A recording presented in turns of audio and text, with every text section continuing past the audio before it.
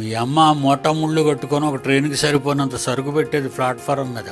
సువార్తకి వెళ్దామంటే ఏంటమ్మా ఇది, ఇన్ని మూటలు పెట్టేవేంటే, ఇది మీరు పడుకోవడానికి పరుపు, అదొక మూట, ఇవి మీ బట్టలు, అవి 2 పిట్లు, ఇది కొడుకుకి ఒక మూట, అల్లుడికి ఒక మూట, కూతురుకు ఒక మూట, కోడలకు ఒక మూట.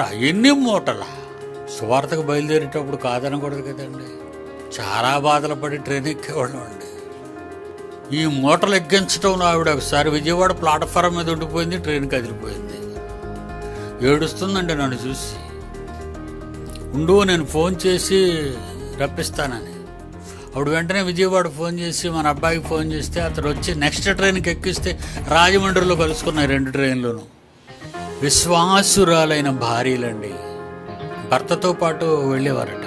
అపోస్తలుడు పౌలు అంటున్నాడండి, కొరింథీయులకు రాసిన మొదటి పత్రిక 9వ అధ్యాయం 5వ వచనం, పేతురు గారి గురించి, తక్కిన అపోస్తలుల వలెను ప్రభు యొక్క సొంత సహోదరుల వలెను అపోస్తలుడైన పేతురు, కేఫా అంటే పేతురు వలెను విశ్వాసురాలైన భార్య అట. పేతురు భార్య. పౌలు గారు చెప్తున్నారు,